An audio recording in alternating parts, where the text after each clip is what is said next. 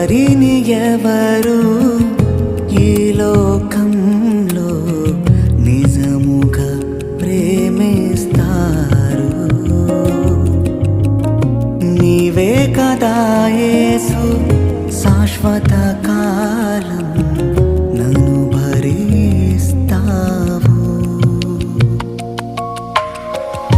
ఎవరిని ఎవరు ఈ లోకంలో నిజముగా ప్రేమిస్తారు? నీవే కదా యేసు శాశ్వత కాలం